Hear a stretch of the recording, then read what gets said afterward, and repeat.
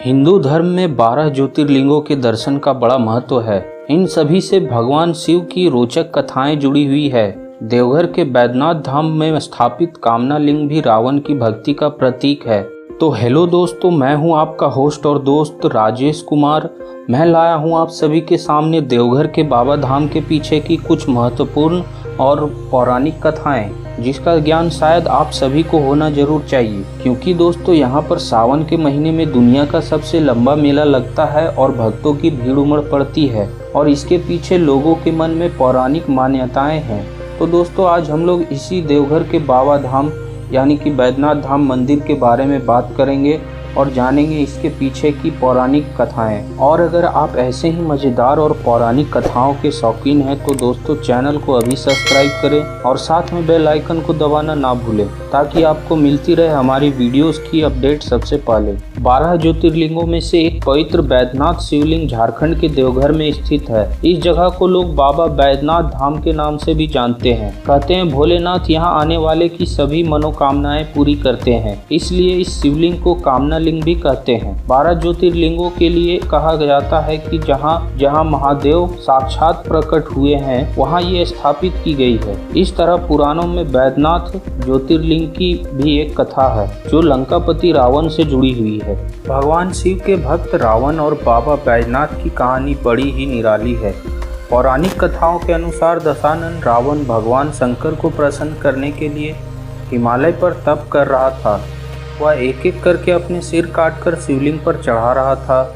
9 सिर चढ़ाने के बाद जब रावण 10वां सिर काटने वाला था तो भगवान भोलेनाथ ने उनसे प्रसन्न होकर उन्हें दर्शन दिए। तब रावण ने कामना लिंग को ही लंका ले जाने का वरदान मांग लिया। रावण के पास सोने की लंका के अलावा तीनों लोकों में शासन करने की शक्ति तो ही नहीं, साथ ही उसने कई देवता, यक्ष और गंधर्वों को कैद करके भी लंका में रखा हुआ था। इस वजह से रावण ने ये इच्छा जताई कि भगवान शिव कैलाश को छोड़कर लंका में रहें। महादेव ने उसकी इस मनोकामना को पूरा तो किया, पर साथ ही एक शर्त भी रखी। उन्होंने कहा कि अगर तुमने शिवलिंग को रास्ते में कहीं भी रखा तो मैं फिर वहीं विराजमान हो जाऊंगा। तो रावण ने झट से उस शर्त को मान लिया। इधर भगवान शिव की कैलाश छोड़ने की बात सुनते ही सभी देवता चिंतित हो गए। इस समस्या के समाधान के लिए सभी भगवान विष्णु के पास गए। तब श्री हरि ने लीला रची और भगवान विष्णु ने वरुण देव को आचमन के जरिए रावण के पेट में घुसने को कहा। इसलिए जब रावण आचमन करके शिवलिंग को लेकर लंका की ओर चला तो देवघर के पास पहुंचकर भगवान श्री हरि की लीला ने उनके मन में लघु शंका जाने की इच्छा जाहिर की।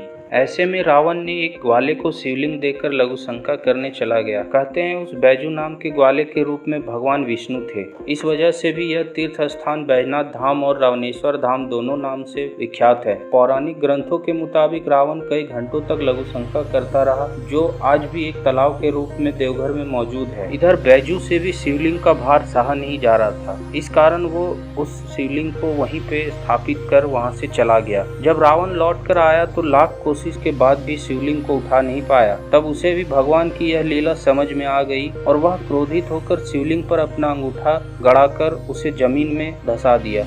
उसके बाद ब्रह्मा, विष्णु आदि देवताओं ने आकर उस शिवलिंग की पूजा की। शिव जी के दर्शन होते ही सभी देवी देवताओं ने शिवलिंग को उसी स्थान पर स्थापित कर दिया और शिव स्तुति करके वापिस स्वर्गलोक को चले गए। तभी से महादेव कामना लिंग के रूप में देवघर में विराजित हैं, जिसे हम लोग आज बाबा धाम या फिर बैद्यनाथ धाम के नाम से जानते हैं। तो दोस्तों आशा करता हूँ कि यह वीडियो आप लोगों को पसंद आई होगी, और अगर वीडियो पसंद आई हो तो वीडियो को लाइक करें और हमें यह भी बताएं कि आपको इस भोलेनाथ के मंदिर के बारे में पता है या नहीं। इसका आंसर मुझे कमेंट में जल्दी से दें। और इसी के साथ समाप्त होता है हमारा आज का यह वीडियो।